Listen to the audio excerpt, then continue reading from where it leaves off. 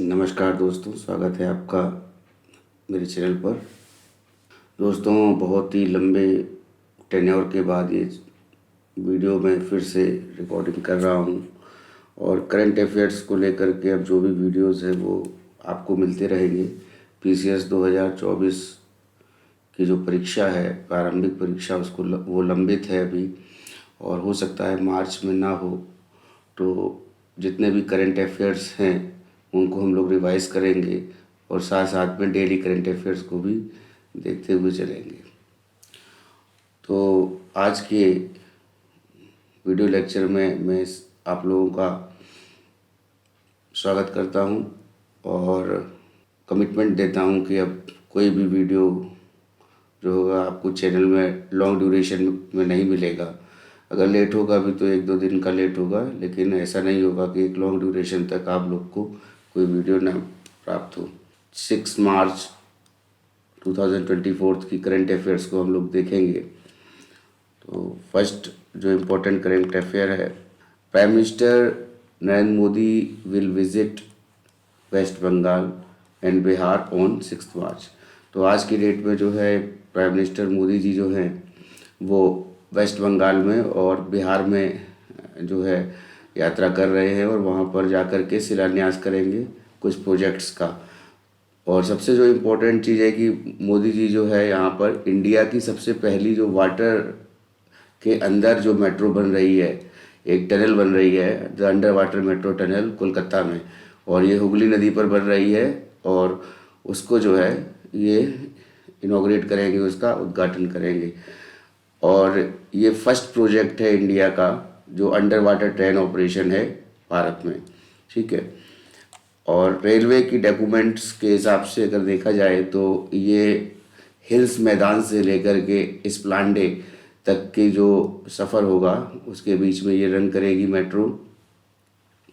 और Calcutta metro higher ground Esplanade metro rail station है, वहाँ से स्टार्ट होके Kavi Subhash station, Hemant Mukhopadhyay metro station, उसके बाद में ताराताला मजेरहाट मेट्रो स्टेशन, ये 3 तरह से ये सेक्शन बनाए गए हैं। तो इन तरीक़ों से ये अलग अलग सेक्शंस में ये बांट करके ये कंप्लीट की जाएगी। तो ये जो अंडर वाटर मेट्रो टनल बन रही है कलकत्ता में, ये हुगली नदी पर बन रही है और under water metro railway company जो है इसको जो है बना रही है। और ये हावड़ा सिटी जो है, जिसको बोला जाता है कलकत्ता को, इसका पुराना नाम है, उसको कनेक्ट करेगी कई अन्य जगहों से। तो ओवरऑल कलकत्ता के अंदर ये बनाई जाएगी और ये हुगली नदी के नीचे जो है ये बनेगी। और colourful east west metro show, इसको लेकर के कलकत्ता मेट्रो आयोजित कर रहा है। 4 मेजर स्टेशंस जो हैं इस रूट के वो हैं इस्प्लांडे, महाकर्ण, हीरा और हीरा मैदान, ठीक है। हाल ही में 2020 में कलकत्ता में जो है ये रेलवे मिनिस्टर जो हैं हमारे भारत के, पीयूष गोयल जी, इन्होंने ये फर्स्ट फेज़ जो है कलकत्ता मेट्रो रेलवे का, इसमें ईस्ट वेस्ट मेट्रो रेलवे जो है उसको उद्घाटन किया था, इनॉग्रेट किया था फरवरी में 2020 में। और कलकत्ता मेट्रो को जो है वो साल्ट लेक सेक्टर 5 तक, उसके बाद जो है साल्ट लेक स्टेडियम तक इसको बढ़ाया गया था। 16.5 किलोमीटर लंबी ये मेट्रो लाइन जो है बिछाई गई थी सी कोस्ट पर, ठीक है ना। तो ये जो सी कोस्ट है वहाँ से ये साल्ट सिटी लेक जो है इसका ईस्ट बैंक ऑफ हुगली से ये स्टार्ट होकर के ये हावड़ा तक जो है ये वेस्ट बैंक तक इसका इनॉग्रेशन किया गया था। और इसको एक्चुअली में जो ये पहले से मौजूद थी और इसको जो है 10.8 किलोमीटर्स जो है बढ़ाया गया था।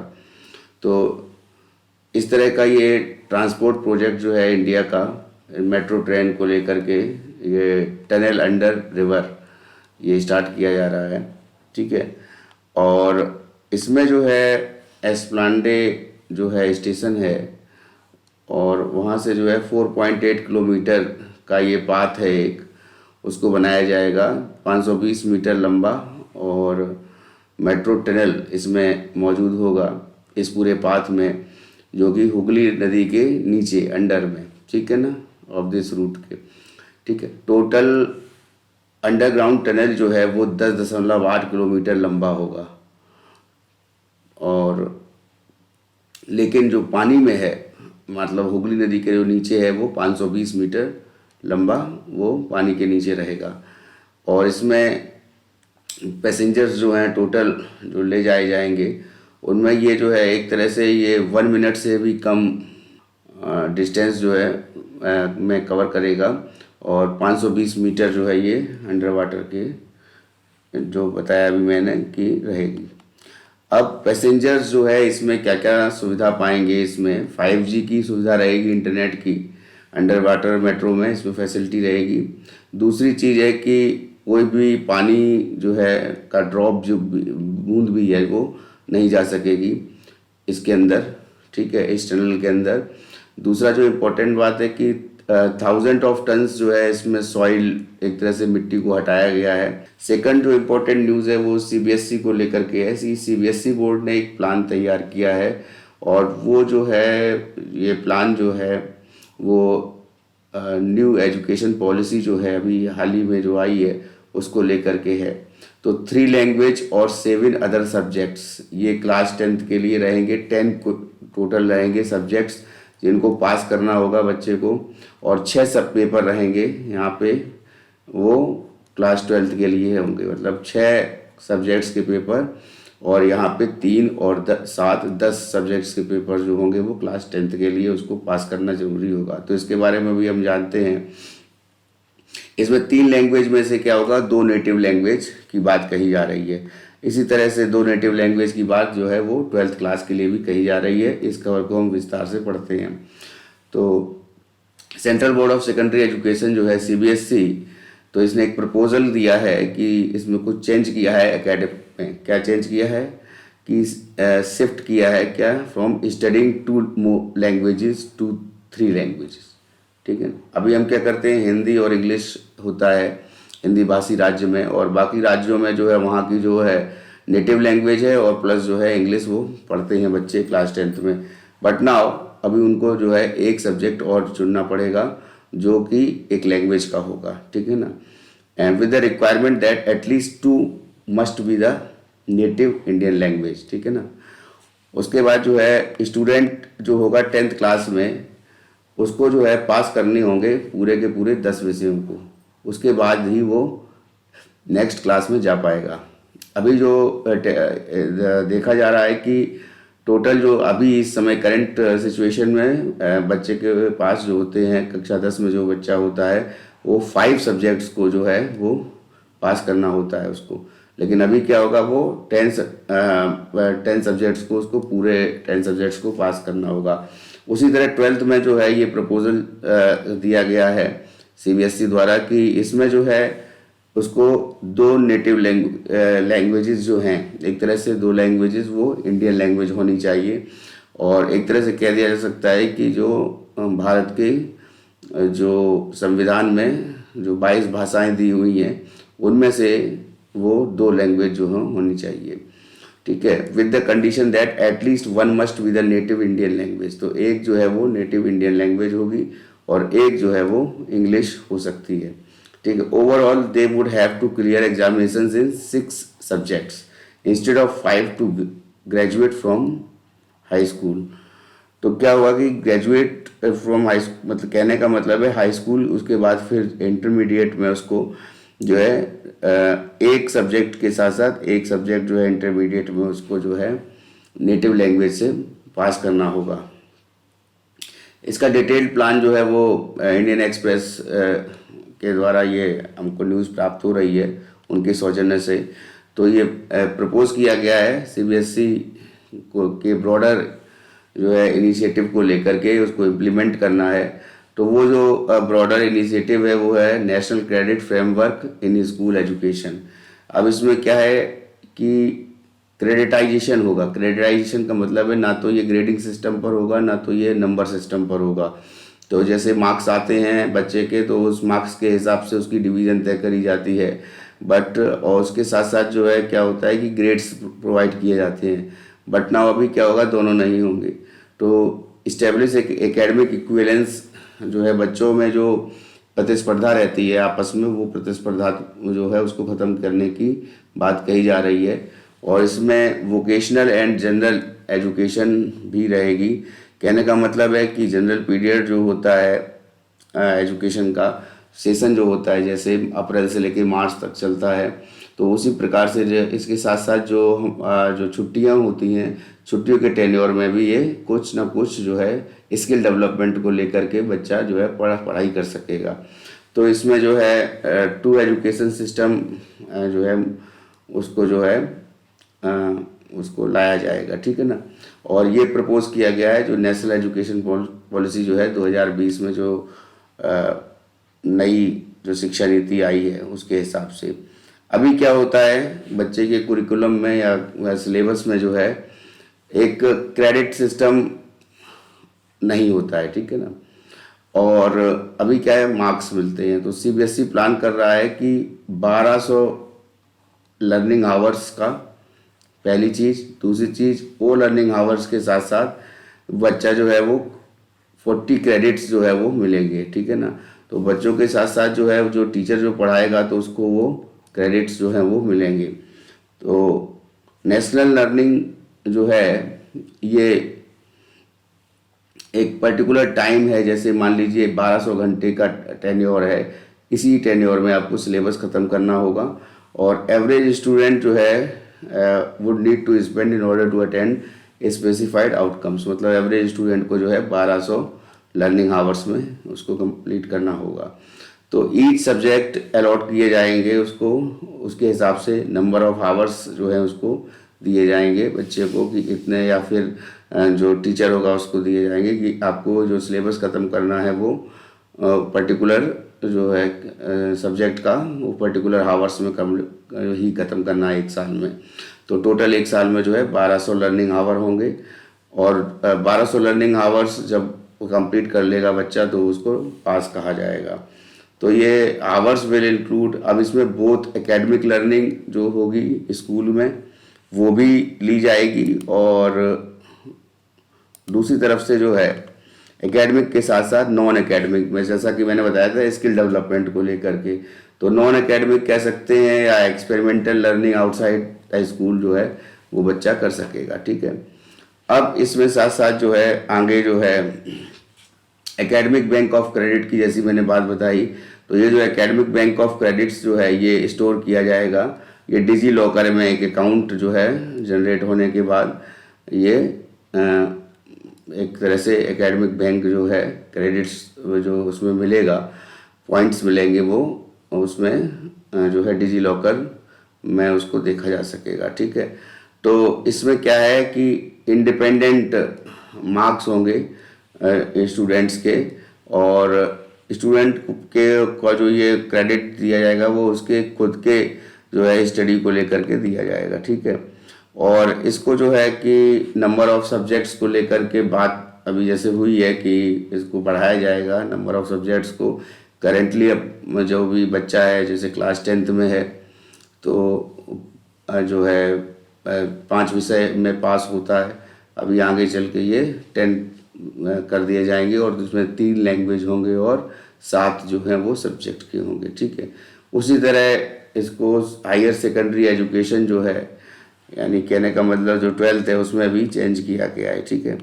तो ये इम्पोर्टेंट जो बात थी इस न्यूज़ में। और 2 language and 3 main subject, math, science, social science, ठीक है ना। और 2 लैंग्वेज में अब इंग्लिश, हिंदी भी ले सकता है या नेटिव लैंग्वेज ले सकता है। दिस एक्चुअली इस प्रोसीजर, अब इसमें क्या है कि ये जो है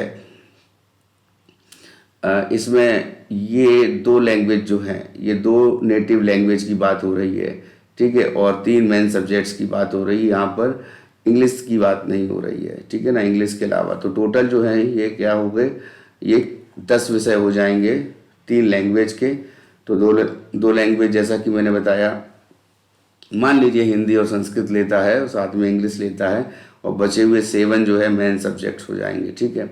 और उसी के हिसाब से उसको क्रेडिट सिस्टम, उसको क्रेडिट प्रोवाइड किया जाएगा। अब ये क्या है, एक तरह से जो है बच्चे को जो है कंप्यूटेशनल थिंकिंग, ये एक सब्जेक्ट जो है जोड़ा जाएगा। सोशल साइंस के बाद आर्ट एजुकेशन, फिजिकल एजुकेशन और वेलबींग, है ना, वोकेशनल एजुकेशन और environmental education. This vocational education और इन्वायरमेंटल एजुकेशन जो है ये दो जो हैं ये अलग से जोड़े जा रहे हैं जो सब्जेक्ट लर्निंग में है, ठीक है। इसके बाद 3 लैंग्वेज, जैसा कि मैंने बताया कि 3 लैंग्वेज जैसे फिजिक्स, इसमें फिजिकल एजुकेशन और वोकेशनल एजुकेशन के अलावा, आर्ट एजुकेशन के अलावा जो है ये 3 लैंग्वेज की बात जो करी जा रही है, उसमें एक तो नेटिव लैंग्वेज होगी, जो किसी राज्य में अगर कोई बच्चा रहता है, जैसे मान लीजिए कर्नाटक में रहता है तो कन्नड़ भाषा, या तमिलनाडु में है तो तमिल भाषा के साथ साथ उसको हिंदी इंग्लिश ले सकता है, या संस्कृत इंग्लिश भी ले सकता है, ठीक है ना। इस हिसाब से उसको 2 भाषाएं जो हैं वो एक तरह से मैंडेटरी होंगी उसको चुनना, ठीक है। और 10 सब्जेक्ट्स की बात इसमें कही गई है, ठीक है, पास करने होंगे। उसके बाद जो है 11th और 12th के लिए भी, जैसा कि मैंने बताया, 1 लैंग्वेज एंड 4 सब्जेक्ट्स और इलेक्टिव्स, ठीक है ना। तो टोटल 6 सब्जेक्ट्स, उसको 2 लैंग्वेज और 4 सब्जेक्ट्स जो हैं वो पास करने होंगे, टोटल 6। तो उसमें एक ऑप्शनल रहेगा, 5th वन, ठीक है।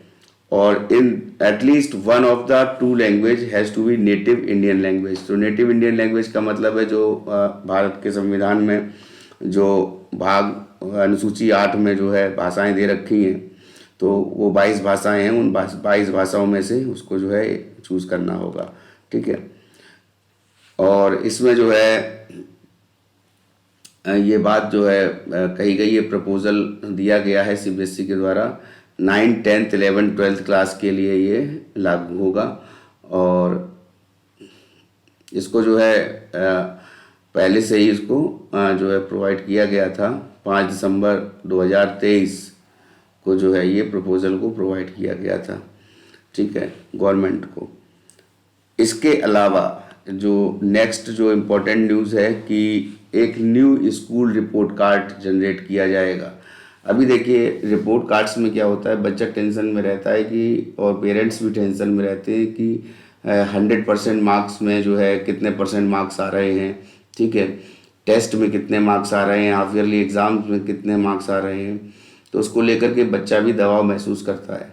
तो इसको एक तरह से मार्क्स और ग्रेडिंग सिस्टम को हटा करके ये रिपोर्ट कार्ड जो होगा, एक नया जो रिपोर्ट कार्ड है उसको एक तरह से पेश किया गया है सीबीएसई की तरफ से, कि ये रिपोर्ट कार्ड जो है एक तरह से रोल ऑफ पेरेंट, पहली बात, फिर क्लासमेट्स हैं उनके बीच में जो भावना होती हैं एक तरह से कम्पिटिटिव, है ना, होते हैं, फिर सेल्फ इवोल्यूएशन, मतलब अपना आपका ही बच्चा जो है इवैल्यूएशन कर सके।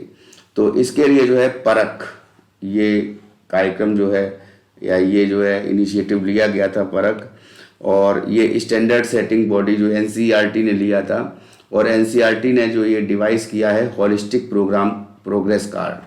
तो होलिस्टिक प्रोग्रेस कार्ड क्या है, एचपीसी इसके नाम से जाना जाएगा। अब इसमें होलिस्टिक प्रोग्रेस कार्ड का मतलब है कि एक तरह से फाउंडेशनल स्टेज कही जाती है बच्चे की, क्लास 1 और क्लास 2, उसके बाद प्रिपरेटरी स्टेज क्लास 3 से 5, और उसके बाद मिडिल स्टेज क्लास 6 से 8 तक, ठीक है ना। And is currently working on developing one for the secondary stage, उसके आगे की स्टेज के लिए उसको बढ़ाया जाएगा। तो ये जो होलिस्टिक प्रोग्रेस कार्ड है इसकी बात हम करेंगे। तो जैसे परख है, तो परख का एक तरह से जो उद्घाटन हुआ था, एक तरह से जब ये लाया गया था 2020 में, तो ये सितंबर 11, 2020 को जो है ये परख जो है ये इसको इंट्रोड्यूस किया गया था। अब परख में इसमें परफॉर्मेंस असेसमेंट, रिव्यू असेसमेंट, एक तरह से review and analysis of knowledge for holistic development. तो परफॉर्मेंस पी से हो गया, फिर असेसमेंट ए, फिर रिव्यू आर, है ना, और analysis of knowledge A and के हो गए, और एच से हो गया होलिस्टिक डेवलपमेंट। होलिस्टिक कहने का मतलब एक तरह से बच्चे का जो है एक तरह से पूरी तरह से जो हर क्षेत्र में जो है उसका विकास, एक तरह से मानसिक विकास भी होना चाहिए, शारीरिक विकास, मनोवैज्ञानिक विकास, उसका जो है पूरी तरह से जो है सर्वांगीण विकास को लेकर के ये जो है परख कार्यक्रम, परख जो इनिशिएटिव लिया गया उसको मोदी जी ने जो है इसको अनाउंस किया था नेशनल असेसमेंट सेंटर के रूप में जो परख है, और 11 सितंबर 2020 को, ठीक है। तो उस समय जो कॉन्फ्रेंस थी वो school education in the 21st century को लेकर के जो कॉन्फ्रेंस हो रही थी उसमें ये बात की पुष्टि की थी, ठीक है। उसके बाद में जो है एनसीईआरटी ने ये जो होलिस्टिक शब्द जो है, होलिस्टिक रिपोर्ट कार्ड जो है, इसको थोड़ा सा जान लेते। देखिए क्या है कि जैसे अभी चेहरा बन के आता है तो बच्चे का चेहरा जो है हंस रहा है या सीरियस है, या फिर उसके मार्क्स कम आए हैं तो थोड़ा सा उसका चेहरा जो है ऐसे करके जो इमेजेस होती हैं, तो उन इमेजेस को एक तरह से प्रोड्यूस किया जाएगा, एक तरह से बच्चे को जो है वो इमेज का सिग्नल से उसकी जो परफॉर्मेंस जो है वो आंकी जाएगी। तो इसमें क्या होगा कि फीडबैक फ्रॉम पेरेंट्स से फीडबैक ली जाएगी, क्लासमेट्स एंड इवन जो है सेल्फ इवोल्यूशन, जैसा कि बात मैंने बताई थी। अब by the student to track their overall progress regularly. अब इसमें क्या है ओवरऑल प्रोग्रेस रेगुलरली में, अभी क्या है कि एक स्टेज ऑफ एग्ज़ाम नहीं होगी, अलग अलग टाइम पे जो टेस्ट होंगे या कुछ भी होगा तो जो भी असेसमेंट होगा तो उसके हिसाब से जो है इसको किया जाएगा। तो ये प्रिपरेटरी स्टेज इसकी बात हो चुकी है। फिर उसके बाद जो है ये एनसीईआरटी ने बात करी है कि सभी स्टेट्स में जो है लागू होने के लिए इसको एनसीईआरटी ने बोला था। तो एचपीसी मतलब होलिस्टिक प्रोग्रेस कार्ड जो है वो डेवलप किया जाए सभी स्कूलों में, ठीक है ना। अभी ये क्या है कि school has been primarily focused on year end examination. अभी क्या है साल में एक बार ईयर एंड एग्जामिनेशन होता है, उस पर फोकस होता है पूरे स्कूल्स के में जो है क्लासेस का बच्चों, और रेस्पॉन्सिबिलिटी जो है पूरी तरह से जो है प्लेस्ड ऑन टीचर। टीचर जो होता है उसके लिए रेस्पॉन्सिबल होता है कि बच्चा अच्छा कर रहा है परफॉर्म तो टीचर जो है अच्छा नहीं कर पा रहा है बच्चा परफॉर्म, सभी बच्चे जो हैं उसको एवरेज लेवल से अच्छा नहीं कर पा रहे हैं, तो इसका मतलब कहीं ना कहीं टीचर के पढ़ाने में भी दिक्कत है। तो इसको ना लेते हुए अभी क्या होगा, असेसमेंट जो होगा वो बीच बीच में असेसमेंट होगा। तो इसको लेकर के एक तरह से national curriculum framework for school education, इसको जो है एक तरह से रिकमेंडेशन प्रोवाइड करी गई इसके द्वारा और एचपीसी को। और उसके बाद जो है इवोल्यूशन जो है बहुत ही ज़्यादा क्या होगा, लर्नर सेंट्रिक होगा। Learner centric in the sense we can say that कि जो लर्नर है वो है हमारा बच्चा जो पढ़ रहा है, और वो उसी को जो है एक तरह से उसको जो उस सेंटर लेते हुए उसको जो है काम किया जाएगा। कहने का मतलब है लर्नर सेंट्रिक, कहने का मतलब है एक तरह से हम कह सकते हैं कि जो विद्यार्थी है या जो बच्चा है उसका जो विकास हो रहा है, मनोवैज्ञानिक विकास है या बौद्धिक विकास है ना, तो उसको जो है उसको एक तरह से उसके विकास को लेकर के ही जो है वो जो कितना वो उसका सर्वांगीण विकास कितना हो पा रहा है उसके हिसाब से जो है उसको आंका जाएगा, ठीक है। तो ये इस अप्रोच को बेसिकली क्या है कि वेरियस एस्पेक्ट्स ऑफ लर्निंग को देखा जा रहा है और इसमें डाइवर्स स्किल्स को भी देखा जा रहा है, कॉम्पिटेंसीज को भी देखा जाता है, कॉम्पिटेंसीज को भी देखा जा रहा है, rather than on marks obtain in a periodic test. अभी क्या हो जो मार्क्स ऑब्टेन होते हैं कि कोई टेस्ट ले लिया मार्क्स आ गए तो बच्चा क्या होगा, अच्छा बच्चा है तो उसने अच्छा स्कोर किया, एवरेज है थोड़ा कम किया, और उसके बाद में बिलो एवरेज है तो उसने बहुत कम मार्क्स किए। सो इससे क्या हो जाता है, कैटेगराइजेशन हो जाता है स्टूडेंट्स का या बच्चों का। उस कैटेगराइजेशन में बच्चा जो है वो अपने आप को हीनता की दृष्टि से देखने लगता है क्लास में कि नहीं मेरे मार्क्स तो कम आए, it means that I am unable to do anything in the future. तो कहने का मतलब है कि अब मैं नहीं अच्छी पढ़ाई नहीं कर पा रहा हूँ, तो इसका मतलब उसको बाद उसको डर भी रहता है कि पेरेंट्स क्या कहेंगे, और उसके साथ साथ जो है सामाजिक रूप से भी हमने देखा है कि पेरेंट्स जो हैं बच्चों के रिजल्ट्स को लेकर बहुत ही ज़्यादा एक तरह से चिंतित होते हैं और उनके रिजल्ट्स के हिसाब से ही बच्चे को आंका जाता है और उसी हिसाब से ही पेरेंट्स जो है अपना आकलन भी करते हैं।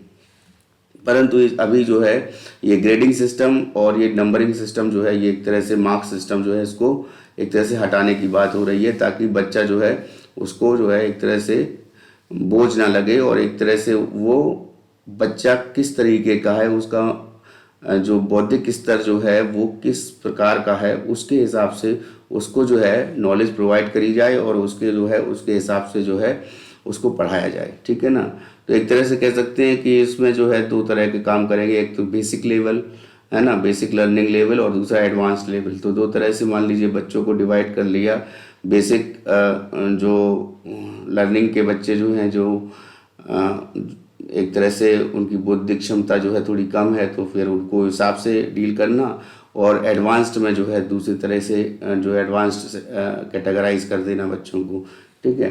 परंतु इसमें जो है कहीं पे भी मार्क्स का या फिर इस तरीके का कोई भी ऐसा इन्वॉल्वमेंट नहीं रहेगा कि बच्चा जो है अपने आप को हीन दृष्टि से देख सके। तो it's aim to track not only student academic performance, अभी ये जो है एकेडमिक परफॉर्मेंस स्टूडेंट की ही नहीं ट्रैक करेगा, but also cognitive, socio emotional abilities. तो जैसा कि मैंने बताया कि कॉग्निटिव कहने का मतलब है एक तरह से कॉग्निटिव डेवलपमेंट तो पियाजे ने दिया था, तो वो जो कॉग्निटिव डेवलपमेंट था उसी को लेकर के जो है यहाँ पर उसको फोकस किया गया है। और जो सोशियो इकोनॉमिक कहने का मतलब है सोशियो इमोशनल एबिलिटीज़ का मतलब है बच्चे का जो भावनात्मक और सामाजिक विकास है वो हो सके, उसका अच्छा हो सके, उसकी एबिलिटीज़ जो है वो निखर पाएँ। ठीक है। Creativity in the sense we can say that कि कह सकते हैं कि बच्चा जो है केवल पढ़ाई में ही नहीं, कला के क्षेत्र में भी या फिर कुछ ना कुछ वो रचनात्मक कर सकता है, तो वो क्रिएटिवनेस में को भी उसको इंक्रीज किया जाए। और ये जो है ये सारी चीज़ें जो है क्लास एक्टिविटीज़ के दौरान ही की जानी चाहिए। ठीक है। तो एक्स्ट्रा कुरिकुलर एक्टिविटीज़ को थोड़ा ज़्यादा इम्पोर्टेंस दिया जाएगा। ठीक है। तो हॉलिस्टिक प्रोग्रेस कार्ड जो होगा, इसमें जो स्टूडेंट्स जो होंगे वो एक्टिव पार्टिसिपेंट्स होंगे और उनका जो है एवोल्यूशन किया जाएगा। अब इसमें जो है नीचे हम बात करते हैं कि सेल्फ अवेयरनेस। अच्छा, अब ये HPC का जो एक तरह से मोटो क्या है, मीन्स क्या है, तो बिल्ड करना है, एक तरह से उसको जो है प्राप्त करना है सेल्फ अवेयरनेस, मतलब एक तरह से अपनी ही विवेचना करना या अपने बारे में ही जो है अवेयर होना। तो सेल्फ अवेयरनेस को बढ़ावा दिया जाएगा। सेल्फ एस्टीम मतलब एक तरह से कहा जा सकता है कि आत्मविश्वास को बढ़ावा देना बच्चे के, स्टूडेंट्स के, by communicating the strength and areas of improvement.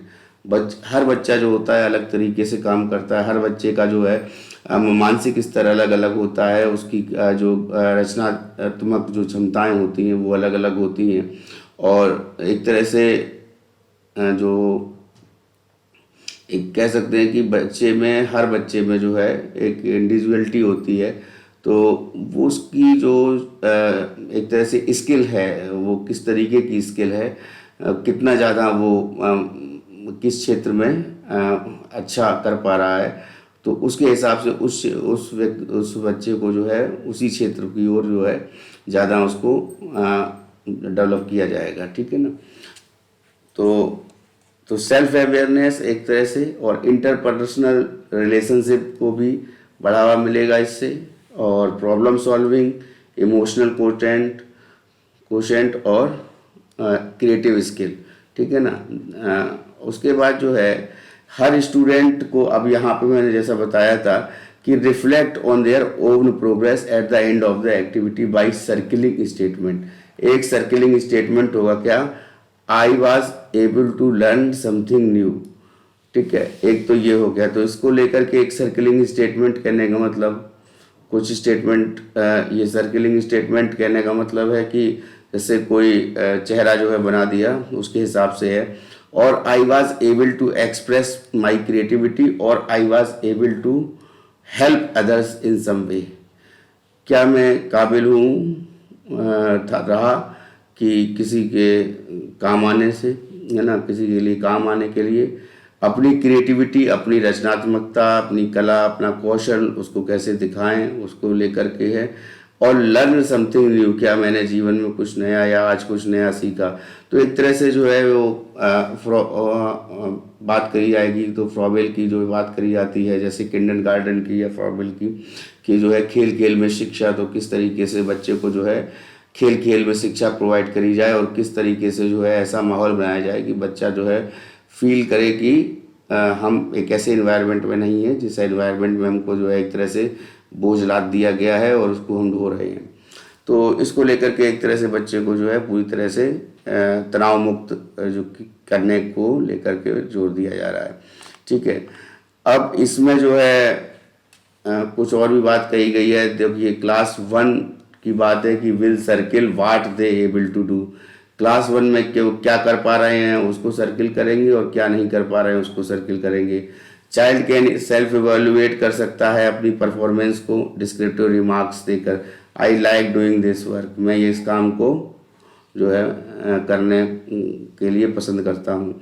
I could ask my friend for help, मैं अपने मित्र से मदद ले सका। या फिर I followed my teachers instruction, या फिर मैंने अपने जो टीचर हैं, अध्यापक हैं, उनके इंस्ट्रक्शन को फॉलो किया, उनके दिशा निर्देशों को एक तरह से क्रियान्वित किया या फॉलो किया। By colouring smileys, this I already told you कि वो कलरिंग करी जाएगी स्माइलीज को, दैट से यस, नो और नॉट श्योर। तो एक्चुअली क्या होगा कि रिजल्ट कार्ड पे ना तो नंबर होंगे, ना तो रिजल्ट कार्ड पे एक तरह से कह सकते हैं कि ना ही जो है नंबर के साथ साथ ना ही ग्रेडिंग सिस्टम होगा। बस वो एक चेहरा होगा, उस चेहरे की तरीके से वो है उसका एक तरह से उसको इवॉल्यूएट किया जाएगा। ठीक है, तो ये एक तरह से सेल्फ रिफ्लेक्शन होगा स्टूडेंट्स का। It is the part of the HPC। तो ये हॉलिस्टिक जो प्रोग्रेस कार्ड बनेगा वो क्लास 1 से लेकर के क्लास 8 तक इम्प्लीमेंट किया जाएगा। अभी फ़िलहाल जो है ये क्लास 1 से लेकर 3 में इसका ट्रायल चल रहा है। तो क्लास 1 से लेकर 3 में इसको प्रपोजल को जो है पास किया गया, उसका ये जो है अपनाया जा रहा है। उसके बाद जो है 4, 5, 6 से लेकर के ये जो 8 तक के जो उतने भी स्कूल हैं, है ना, तो उनमें ये अपनाया जाएगा। और इसी तरह से क्लास 6 to 8 में मिडिल स्टेज में किया जाएगा। तो इसमें क्या है कि इस HPC को एक तरीके से जो है ये मिडिल स्टेज में एम्बिशन कार्ड के रूप में इसको बोला जाएगा। ठीक है, तो ये एम्बिशन कार्ड का मतलब है कि बच्चा क्या करना चाहता है भविष्य में। तो student can fill their ambition for the year, कि हम इस साल जो है ये चीज़ सीखेंगे। उसके बाद फिर वो अपने एरियाज़ मेंशन करेगा कि हाँ इस क्षेत्र में मेरे को अच्छा लगता है, कला के क्षेत्र में हूँ, या फिर कोई संगीत के क्षेत्र में है, या फिर कोई जो है पढ़ाई करना उसको अच्छा लगता है। तो वाट एवर द बेसिकली द जो बच्चे का जो है स्टूडेंट का जो है एक तरह से जिस तरफ उसका जो है उसका ध्यान रहेगा, एक तरह से जो उसका जो आकर्षण रहेगा, उसका जो एक तरह से जिस तरफ उसका जो है फोकस ज़्यादा होगा उसी तरफ जो है उसको एक जो है बच्चे को उसकी स्किल को डेवलप करना है टीचर के माध्यम से, पेरेंट्स के माध्यम से। ठीक है, where she must improve skills and habits she must develop to achieve her ambitions. तो कोई बच्ची है तो उसको मतलब बच्चा है ना, तो उसको जो है अपनी स्किल्स को इम्प्रूव कर सके या फिर हैबिट्स को इम्प्रूव कर सके और अपने एम्बिशंस, अपने लक्ष्य को पाने के लिए उसने जो एम्बिशंस सोचे उनको अचीव कर सके। तो एक्चुअली बेसिकली इसको ये एक चाइल्ड लर्निंग सिस्टम एक प्रोसेस है ये HPC, और इसको ये जो है इम्प्लीमेंट किया जाएगा। और अभी ये एक तरह से ट्रायल पर्पस के लिए NCERT के द्वारा दिया गया है। और students ability to balance screen time and extra curricular activities जो है वो घर में भी वो कर पाए। ठीक है ना, और उसका एक तरह से पढ़ने के साथ साथ रचनात्मक जो है उसका क्या के साथ उसकी जो है भूमिका बनी रहे। अब उसके बाद आते हैं evaluation. As I already told you कि एवोल्यूशन किस तरीके का होगा। ना तो मार्क्स होंगे ना तो ग्रेड्स होंगे, बस उसको जो है एक तरह से रिमार्क दिया जाएगा कि लर्निंग और इंगेजिंग के लिए बच्चे ने किसी को अगर कोई टास्क दिया गया उसमें उसने कितना अपने आप को इंगेज किया, कितना उसमें जो है उस टास्क को जो है करने में अपनी रुचि दिखाई।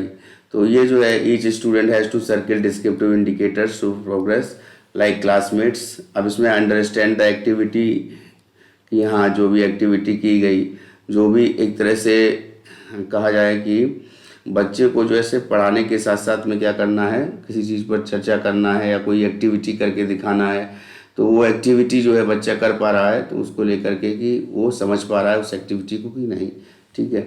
उसके बाद जो है एक तरह से were able to support me और the teacher in the activity and were able to contribute to the success of the activity, ठीक है। तो इसमें ये पूरा जो है ये एनसीईआरटी का नया एक तरह से जो नेशनल एजुकेशन पॉलिसी जो है, नई जो पॉलिसी आई है ना, राष्ट्रीय शिक्षा नीति 2020, उसके तहत जो है ये चेंजेस जो हैं किए जाने हैं और इसको इम्प्लीमेंट करना है 8th क्लास तक के लिए।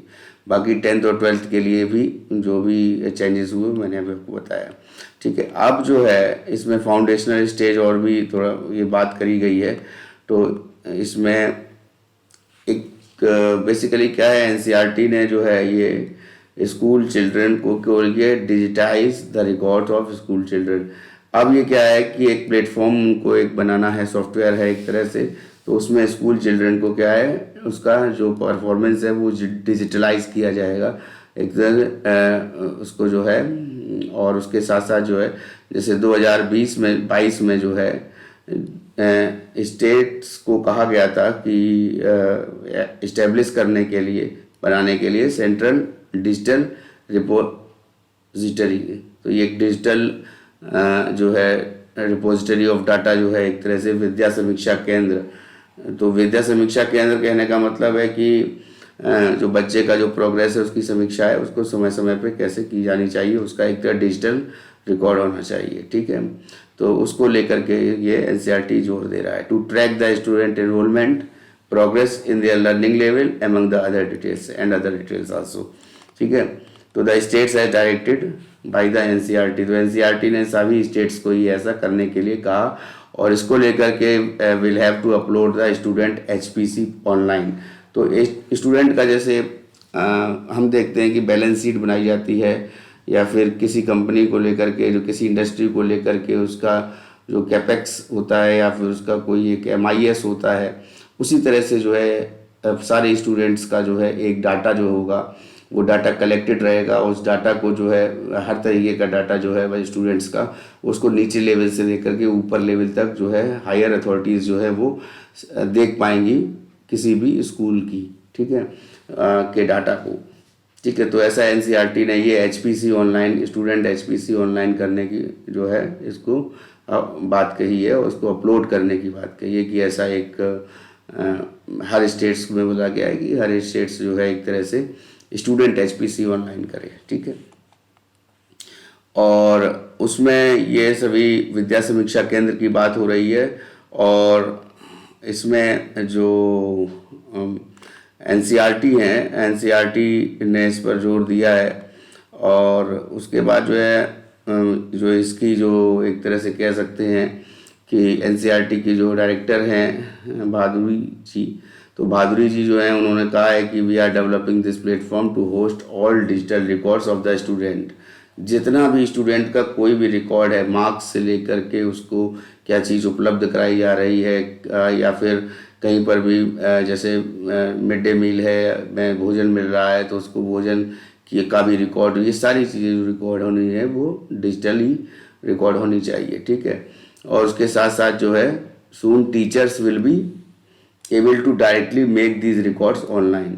तो वो जो टीचर जो है उसको जो है वो सभी जो रिकॉर्ड्स है वो ऑनलाइन जो है करने की बात कही गई है, ठीक है। अब इसको जो है आगे भी इसको जो है इम्प्लीमेंट किया जाना है एंड ऑफ द मार्च में सेकेंडरी स्टेज तक। तो एचपीसी विल बी आउट, ठीक है ना। अब इस न्यूज़ के बाद में जो है नेक्स्ट न्यूज़ पर आते हैं हम लोग कि पीएम जो है देखिए इस समय जो है अलग अलग जगह जा कर के अलग अलग जो है स्टेट्स में जो है शिलान्यास कर रहे हैं जो प्रोजेक्ट्स हैं उनका, तो नमो भारत नाम की जो है एक ट्रेन जो है उसको चलाने की योजना है। और वो जो योजना, उसका शिलान्यास एक तरह से उसको हरी झंडी दिखाएंगे मोदी जी, जो प्रधानमंत्री जी हैं हमारे। और ये मुरादनगर RRTS स्टेशन होगा, 6 मार्च को करेंगे। मुरादनगर बेसिकली क्या है, मेरठ और दिल्ली के बीच का जो रेलवे स्टेशन है। अब इसमें ये नमो भारत जो ट्रेन है, एक इसका जो है फीचर्स क्या होंगे उसके बारे में हम बात करेंगे। दिल्ली से मेरठ के बीच में ये चलेगी, तो RRTS कॉरिडोर इसको बोला जा रहा है, ठीक है ना। और ये लिंक करेगी दिल्ली को मेरठ से, that I already told you. तो led by the prime minister in, अब ये मार्च 2019 में इसका जो एक तरह से फाउंडेशन किया गया था, एक तरह से इसका जो है शिलान्यास किया गया था, और अब इसका जो है एक तरह से उद्घाटन हो रहा है, ठीक है। और शिलान्यास नहीं कहेंगे, बल्कि ये कहेंगे कि उसका जो है एक तरह से ये कह सकते हैं कि उसको एक तरह से स्टार्टिंग उसकी करी गई थी वहाँ पे, है ना। तो स्टार्टिंग जो है ये इस प्रोजेक्ट की जो है मार्च 2019 में स्टार्ट हुई, और उसके हुआ, और उसके बाद जो है पैसेंजर ऑपरेशंस में जो है एक तरह से ये जो पैसेंजर जो हैं वो चढ़ पाएंगे गाड़ी पर और ट्रैवल कर पाएंगे। अक्टूबर 2023 से ये कहा जा रहा था, ठीक है। तो ये 2023 से ये जो है ऐसा हो पाया, और ये एक तरह से ट्रायल बेसिस पर था। लेकिन अभी जो है ये मुराद, उसी को लेकर के ये मुरादनगर RRTS स्टेशन एक है, नमो भारत ट्रेन जो है वो उसको जो है लॉन्च किया जा रहा है मुरादनगर रेलवे स्टेशन से, ठीक है। तो इसमें प्राइम मिनिस्टर मोदी जी जो है ये 17 किलोमीटर की एडिशनल जो है सेक्शन है इसका ट्रेन का, ट्रेन जो है ऑलरेडी चल रही है। तो उसमें जो ये सेक्शन जो है ये दिल्ली गाजियाबाद मेरठ RRTS कॉरिडोर इसको बोला जा रहा है, दोहाई से लेकर मोदी नगर नॉर्थ तक। ये NCRTC है ना, नॉर्थ सेंट्रल रेलवे जो है वो उसने जानकारी प्रोवाइड की है। अब ये नमो भारत ट्रेन जो है ये प्राइम मिनिस्टर जो हैं ये Muradnagar regional rapid transit system RRTS, regional rapid transit system, we can say that जो स्पीड होगी वो ट्रेन की वो एक लेवल से थोड़ा हाई होगी, और उसमें कुछ फीचर्स होंगे, वो डिफरेंट काइंड्स ऑफ फीचर्स होंगे। तो ये नमो भारत ट्रेन जो है ये फ्लैग ऑफ करी जाएगी आज के दिन, है ना, और आज होनी है इसको, और हरी झंडी दिखाएंगे मुरादनगर रेलवे स्टेशन से, है ना। या मुरादनगर कह सकते हैं रैपिड ट्रांजिट सिस्टम जो है, रीजनल रैपिड ट्रांजिट सिस्टम यहाँ पे स्टेशन से करेंगे रिमोट के द्वारा, ठीक है ना, रिमोटली थ्रू वीडियो कॉन्फ्रेंस। अब ये वीडियो कॉन्फ्रेंस क्या होगा, क्योंकि इनको 2 चीज़ें करनी है। एक तो चीज़ क्या है, कलकत्ता में जा कर के वो जो टनल बन रही है अंडर वाटर टनल, उसको भी इनॉग्रेट करना है, और साथ में जो है एक तरह से इसको भी इनॉग्रेट करना है। तो कलकत्ता में रहते हुए वो वीडियो कॉन्फ्रेंस के माध्यम से इसको जो है इनॉग्रेट करेंगे, और यूनियन मिनिस्टर हरदीप सिंह पुरी हैं वो भी प्रेजेंट रहेंगे इस इनॉग्रेशन में, ठीक है। और 17 किलोमीटर का ये जो जर्नी है, एडिशनल जर्नी इसको जो है इसको एक्सटेंड की गई है दोहाई से मोदी नगर नॉर्थ और दिल्ली गाजियाबाद मेरठ RRTS कॉरिडोर में, ठीक है। तो पहले से ये चल रही है, लेकिन अभी जो है ये इसको ये दोहाई से मोदी नगर नॉर्थ तक इसको एक्सटेंड किया जाएगा। अब ये रेडी फॉर ऑपरेशन है ये जो मार्ग है और रेलवे, और एक्सटेंशन जो है वो 3 स्टेशन हैं, मुरादनगर, मोदी नगर साउथ और मोदी नगर नॉर्थ, ठीक है। अब इसमें मुरादनगर में ये ट्रेन जो है इसको हरी झंडी दिखाएंगे, ठीक है। जैसा कि पहले ही बताया जा चुका है आपको कि 17 किलोमीटर की एक्सटेंशन है, एकदम एडिशनल सेक्शन में नमो भारत सर्विस जो है वो प्रोवाइड की जाएगी। 34 किलोमीटर की जो टोटल जो है रनिंग है इसकी दिल्ली से मेरठ तक की RRTS कॉरिडोर की, और इसमें जो है 8 स्टेशन आते हैं, 34 किलोमीटर में 8 स्टेशन, ठीक है। तो साहिबाबाद से लेकर मोदी नगर नॉर्थ तक 8 स्टेशन हैं। तो तो national capital region transport corporation NCRTC के द्वारा ये कहा जा रहा है, ठीक है। फाउंडेशन स्टोन इसका जो है इंडिया का inaugural RRTS corridor linking Delhi to Meerut के बीच में इसका जो फाउंडेशन हुआ था वो प्राइम मिनिस्टर ने, जैसा कि मैंने बताया था कि शिलान्यास जो हुआ था तो मार्च 2019 में हुआ था, ठीक है ना। और उस समय जो है उसके बाद में ये 2023 में ये क्या हुआ था, ऑपरेशन में आ गई थी ट्रेन। और इस ट्रेन की जो RRTS की डिज़ाइन स्पीड जो है 180 किलोमीटर पर आवर से लेकर के 160 किलोमीटर ऑपरेशनल स्पीड इसकी रहेगी, ठीक है।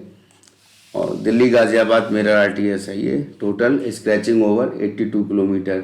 अब इसमें जो है एक्सपेक्टेड टू इसको 82 किलोमीटर तक बढ़ाया जाना है और इसमें ट्रैवल टाइम जो है वो भी जो एक तरह से कम किया जाना है, ठीक है। तो Delhi and Meerut to less than 1 hour, तो दिल्ली से मेरठ तक जो है वो कब 1 घंटे के अंदर जो है से कम के समय में जो है वो पहुंचा जा सके, जैसा कि मैंने यहाँ बताया कि 34 किलोमीटर, ठीक है। और 34 किलोमीटर की समय है और उसको एक्सटेंड करी जानी है कितनी, यहाँ पे 82 किलोमीटर्स तक, ठीक है ना।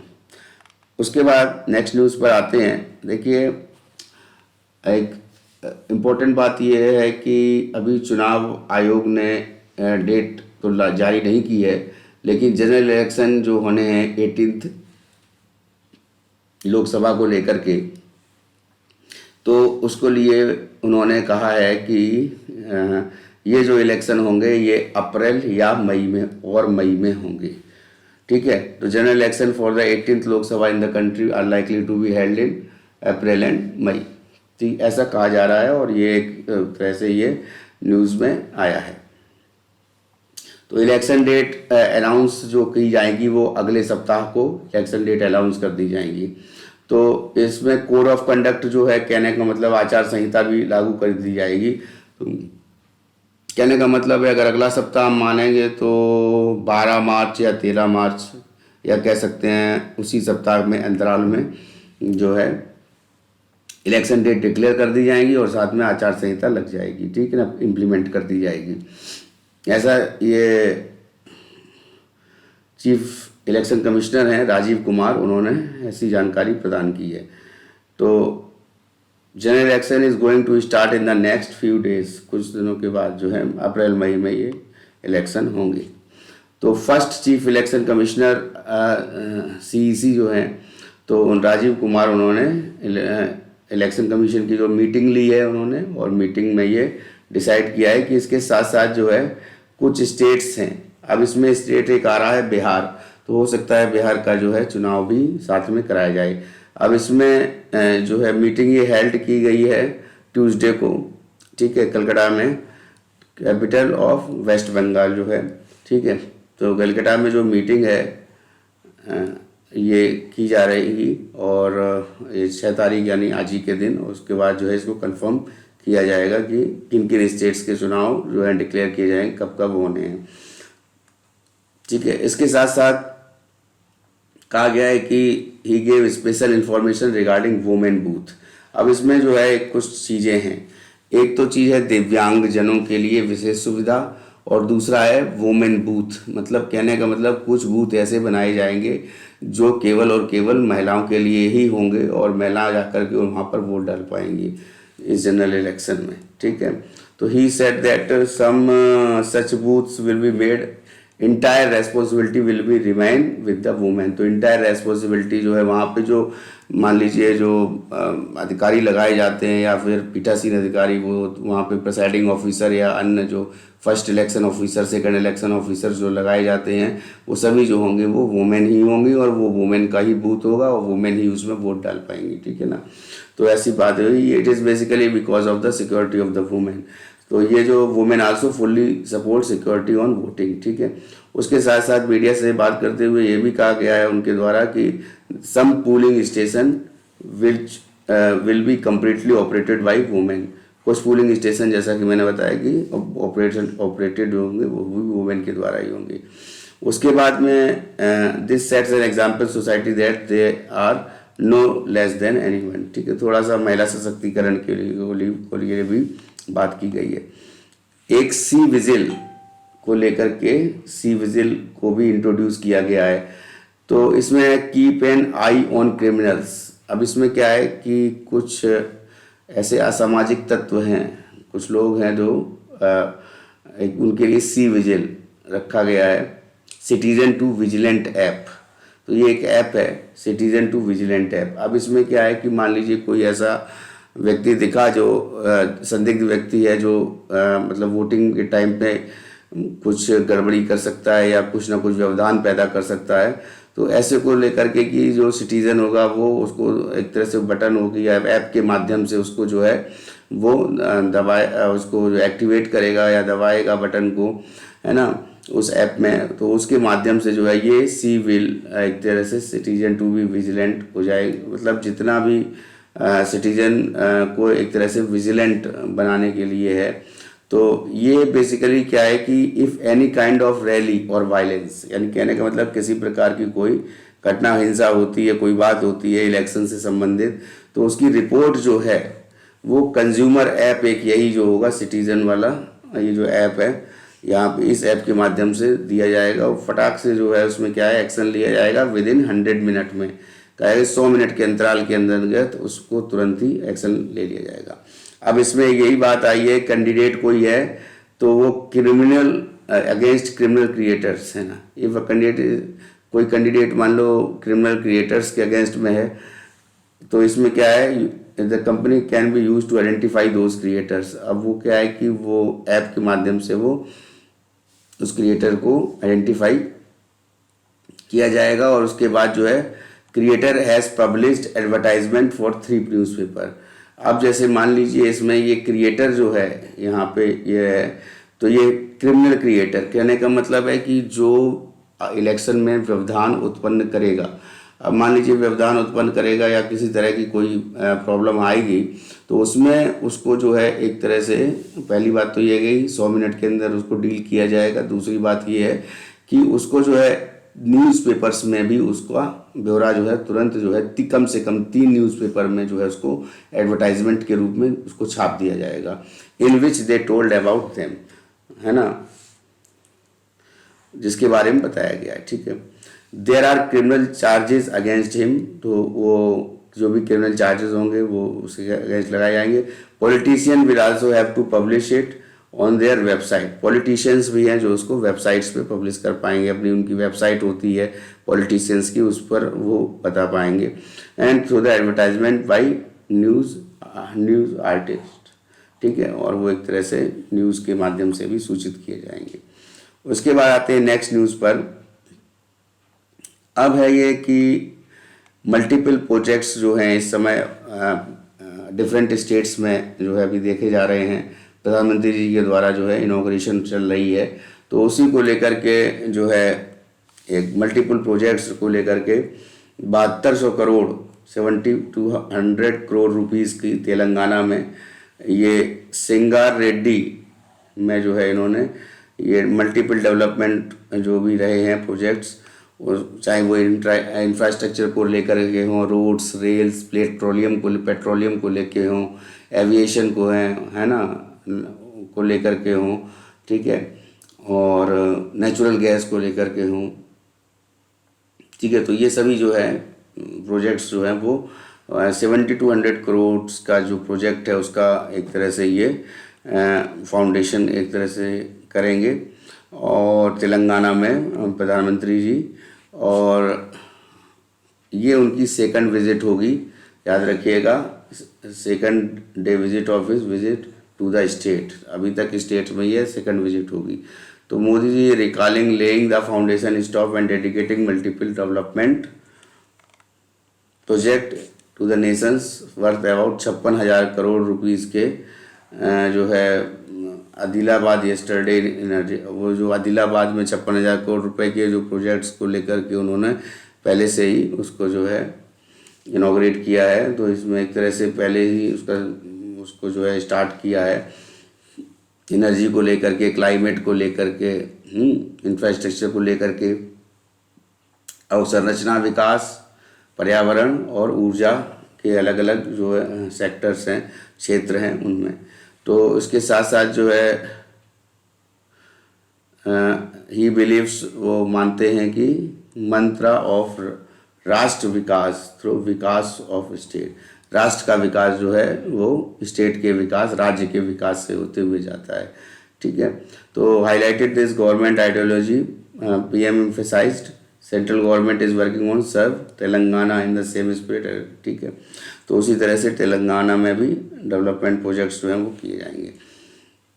एक इम्पोर्टेंट जो बात है वो जानने योग्य है यहाँ पे कि ये civil aviation research organisation centre एक स्थापित किया जाएगा, उसका इनॉग्रेशन होना है, और वो जो है हैदराबाद में बेगमपेट एयरपोर्ट पर जो है ये किया जाएगा। क्या? Civil aviation research organisation centre. भविष्य में कोई भी एग्ज़ाम आता है तो पूछा जा सकता है। और उसके साथ साथ जो है एविएशन सेक्टर को लेकर के कुछ और भी जो इम्पोर्टेंट गिफ्ट्स होंगे वो दिए जाएंगे। उसके बाद ये तेलंगाना को एक तरह से एक नया रिकग्निशन देना है गवर्नमेंट के द्वारा। This give research and development platform. अब ये क्या है कि एक तरह से अभी आप देखिए कि रिसर्च एंड डेवलपमेंट जो है वो एक तरीके से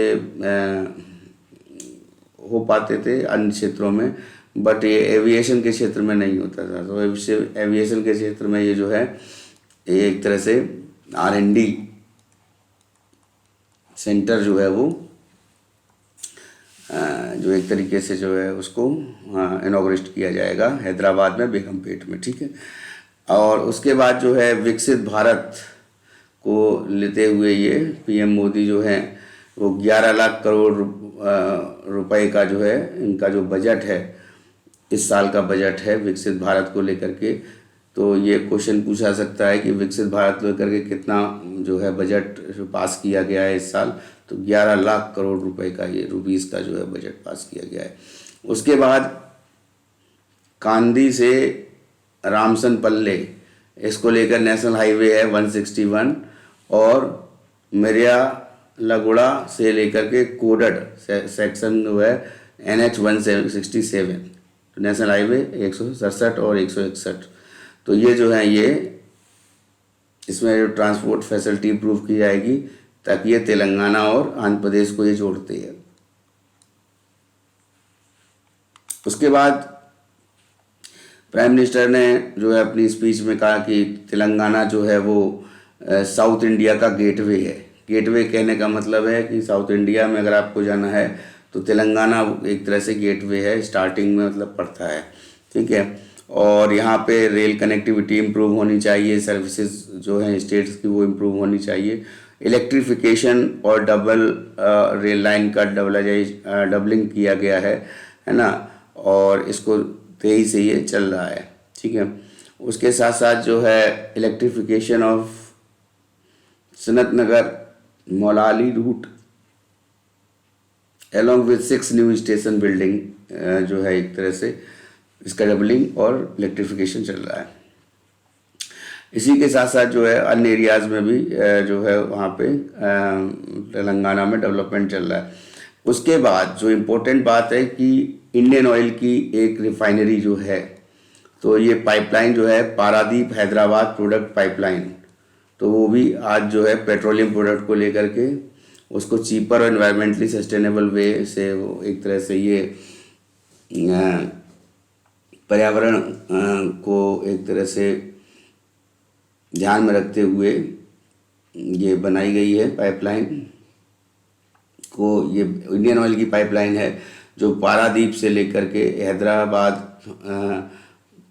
तक जो है ये पाइपलाइन आई है, और ये पेट्रोलियम प्रोडक्ट जो है एक तरह से उसको पहुंचाना है ना, उसके लिए जो है ये पाइपलाइन है उसका भी शिलान्यास किया जाएगा, उसका भी एक तरह से इनॉग्रेशन किया जाएगा। ठीक है, और ये विकसित भारत थ्रू विकसित तेलंगाना, एक तरह से कहने का मतलब है कि जो विकसित भारत है उसका रास्ता राज्य के विकास से होकर के जाता है, तो विकसित भारत थ्रू विकसित तेलंगाना।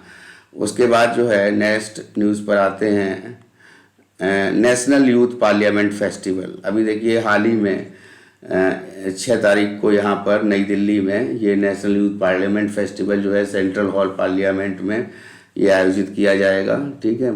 और इसकी जो थीम है वो इम्पोर्टेंट है, young voices engage and empower for Nations transformation.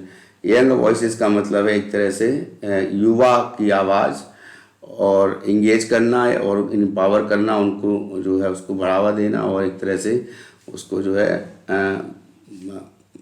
ऊर्जा के रूप में, या कह सकते हैं कि पावर के रूप में, शक्ति के रूप में जो है उसको नेशंस को ट्रांसफॉर्मेशन करने के लिए इसका जो है ये थीम बनाई गई है, ठीक है। तो young voices engage and empower for Nations transformation. अब ये नेशनल यूथ पार्लियामेंट फेस्टिवल जो है ये बेसिकली 9 फरवरी से लेकर के 6 मार्च तक सारी कंट्रीज़ में जो है ऑर्गेनाइज किया गया, और इसमें पूरे देश की 3 लेवल पे कवर किया गया, और 785 डिस्ट्रिक्ट जो हैं कंट्री की इस समय हैं, तो 785 डिस्ट्रिक्ट को कवर किया गया। और ये यूथ पार्लियामेंट जैसा कि मैंने बताया ये 9 फरवरी से 14 फरवरी के बीच अनाउंस जो है ये ऑर्गेनाइज की गई डिस्ट्रिक्ट लेवल पर, और इससे पहले जो है ये 9 फरवरी से 6 मार्च तक के बीच में ऑर्गेनाइज की गई थी, ठीक है। और ये कही गई, ये नेशनल यूथ पार्लियामेंट का जो फेस्टिवल है चल रहा है, ठीक है। और इसमें 9 से 14 तक जो है ये डिस्ट्रिक्ट लेवल पर, और उसके बाद जो है विनर जो होगा डिस्ट्रिक्ट यूथ पार्लियामेंट 2024 का, वो पार्टिसिपेटेड इन द स्टेट। अब डिस्ट्रिक्ट से वो स्टेट में जाएगा, स्टेट में 19 से 24 के बीच में स्टेट रहा, और उसके बाद में फिर जो इंडिया लेवल पर जो है ये 6 मार्च को जो है उसको प्राइज प्रोवाइड किया जाएगा।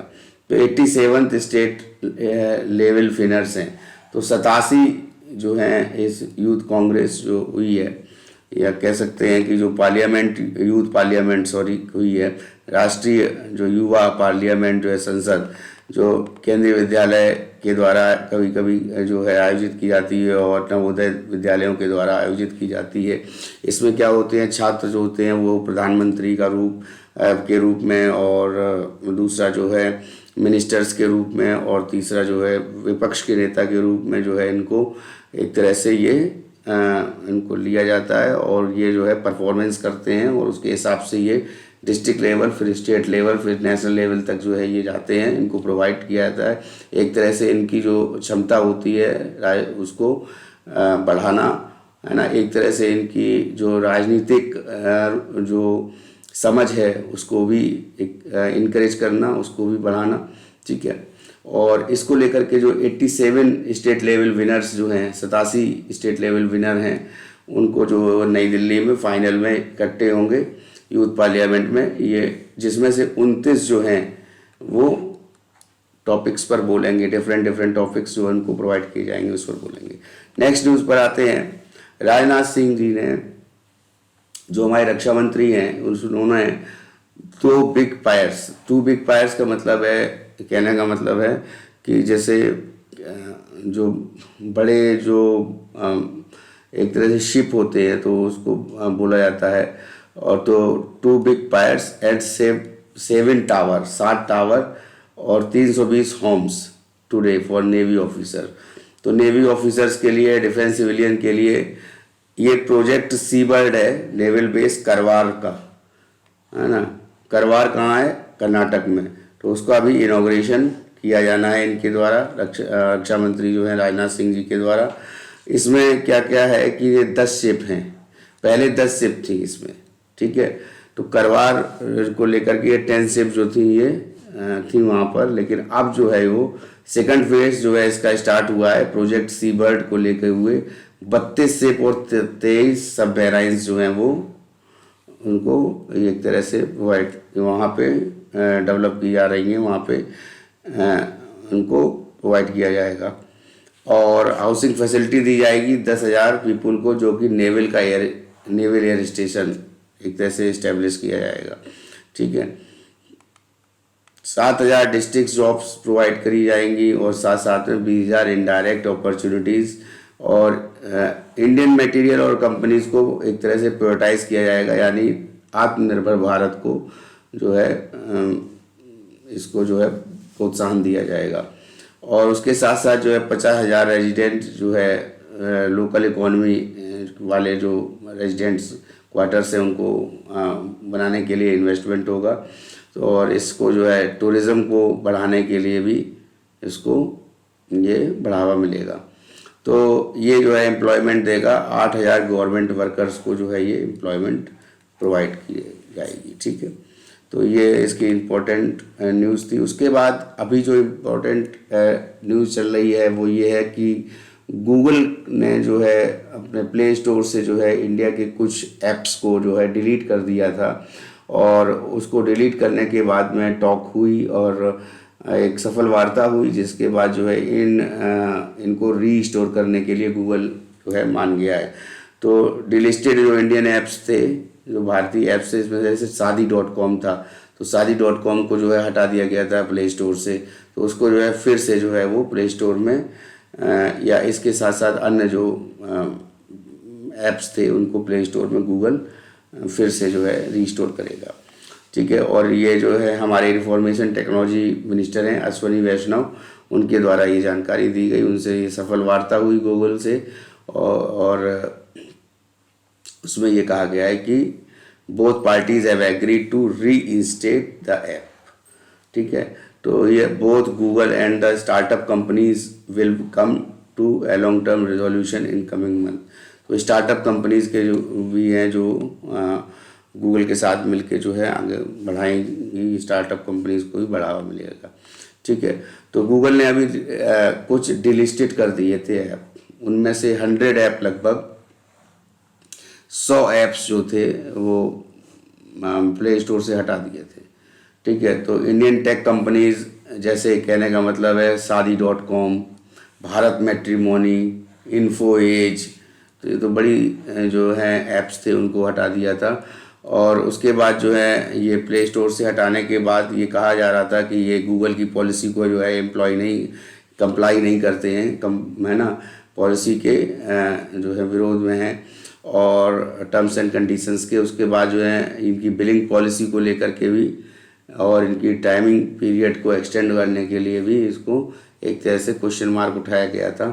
ठीक है, परंतु अभी जो है गूगल ने ये घोषणा कर दी है मीटिंग के बाद जो है हमारे मंत्री जी के साथ कि ये जो है ऐप्स को हम वापस प्ले स्टोर में इंस्टॉल करेंगे। ठीक है, अब आते हैं नेक्स्ट न्यूज़ पर, सीपेट क्या है? देखिए, central institute of petroleum engineering and technology. Before that we have seen that कि बीटेक जो है ये डिफरेंट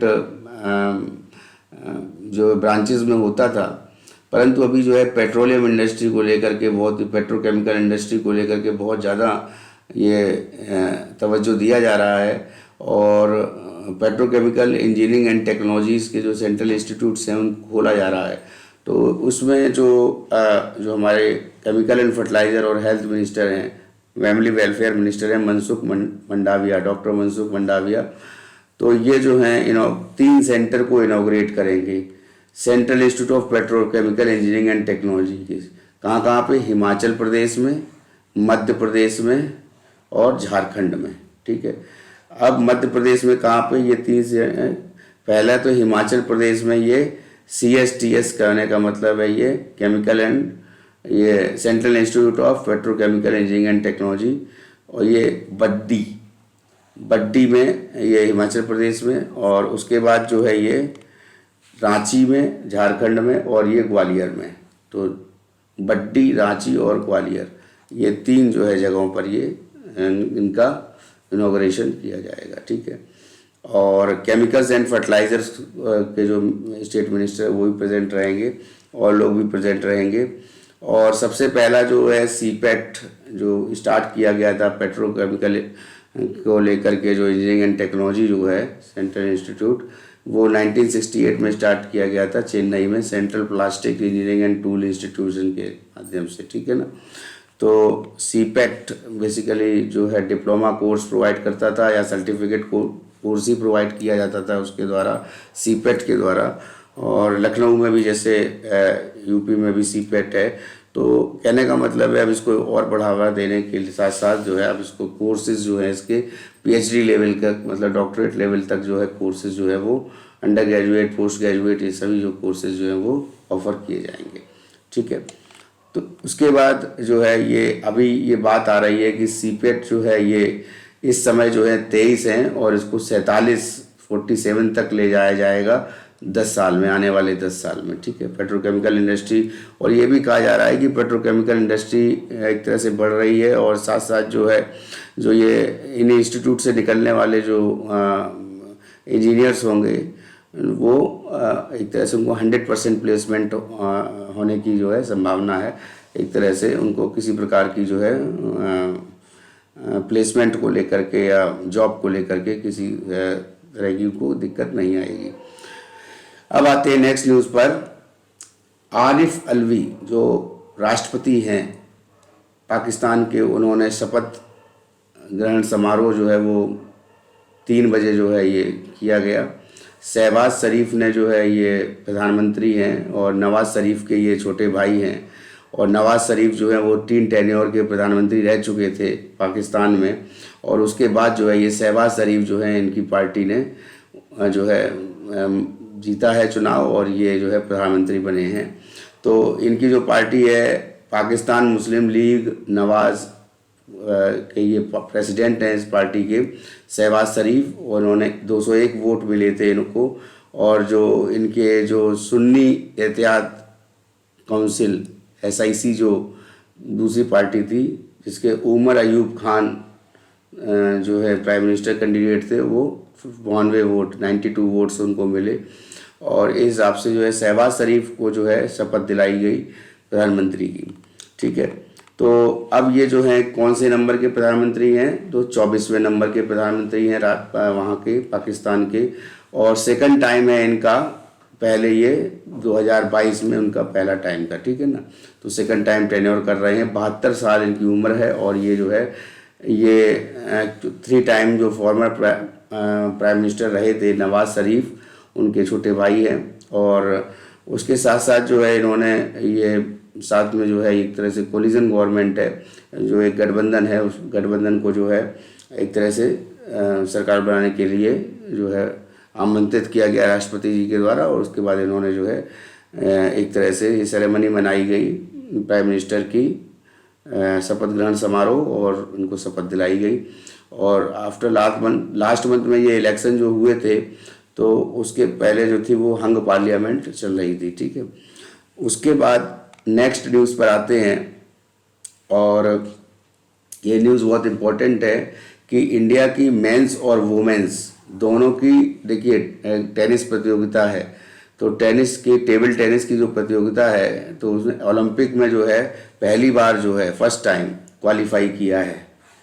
ठीक है, और इसमें कहने के मतलब है कि जो बुसान में जो वर्ल्ड टीम चैम्पियनशिप चल रही है लास्ट मंथ में, वो फाइनल क्वालिफाइंग टूर्नामेंट था। पेरिस ओलंपिक होने हैं आने वाले वर्ष में। ठीक है, और उसके लिए ये इन्होंने एक तरह से सेलेक्ट कर लिए गए हैं, उसके लिए उन्होंने क्वालिफाई कर लिया है। तो ये पेरिस ओलंपिक के लिए इसमें इनको लिया है top rank teams in the latest world team ranking, जो इसमें secured their ticket for Paris 2024 में अभी हाल ही में जो है ये होने हैं। ठीक है ना, और वोमेन इंडिया की रैंक जो है वो 13वीं आई है, और 13th रैंक के अलावा जो है इसके अलावा जो पेरिस ओलंपिक के लिए जो क्वालिफाइंग होने वाले कंट्रीज़ हैं वो पोलैंड, स्वीडन और थाईलैंड हैं। मेंस टीम में क्रोशिया, इंडिया और स्लोवेनिया है, जिन्होंने टिकट्स जो है एक तरह से जीते हैं पेरिस ओलंपिक के लिए। अब बेसिकली उसके बाद जो है ये इसमें टेबल टेनिस में बेसिकली क्या है, फर्स्ट टाइम जो है कंट्री जो है पार्टिसिपेट किया था 2008 में बीजिंग ओलंपिक में, उसके बाद से नहीं कर पाया था। उसके बाद से जो है अब जा कर के जो है इनको सफलता मिली है कि किसी ओलंपिक में जो है ये टेबल टेनिस के लिए जो है ये पेरिस ओलंपिक 2024 में जो होने हैं उसके लिए ये क्वालिफाई हुए हैं। तो both Indian teams had missed the Olympic ticket. इससे पहले जो ओलंपिक टिकट था उसको मिस किया था इन्होंने इंडियन टीम्स में। जो बोथ कहने का मतलब ये है जो महिला और पुरुष वर्ग की टीम थी, ठीक है। और इन्होंने प्री क्वार्टर फाइनल में पहले नहीं पास हो पाए थे बीजिंग ओलंपिक में। उनका जो है के बाद में नहीं आ पाए थे बीजिंग ओलंपिक के बाद में, परंतु अभी जो है इन्होंने क्वालिफाई कर लिया है। तो मेंस टीम जो है उसने जो है साउथ कोरिया से हार गई थी उस समय, और वुमेन्स टीम जो है वो चाइनीज़ की और ताइपे की टीम थी। चाइनीज़ ताइपे कहने मतलब ताइवान की जो टीम थी वो उससे हार गई थी। एंड नाउ इसको रैप करने से पहले ख़त्म करने से पहले एक छोटी सी न्यूज़ और हम देख लेते हैं। रीसा एक फैब्रिक है, ठीक है, और ये हैंड वोवन फैब्रिक है, मतलब एक तरह से हस्तकला का एक तरह से है ना। तो ये रीसा जो है ये एक तरह से एक ट्राइबल कम्युनिटी है त्रिपुरा की, वो ये काम करती है, रीसा बनाती है। उसके लिए उसको GI tag, geographical indication tag जो है प्रदान किया गया है।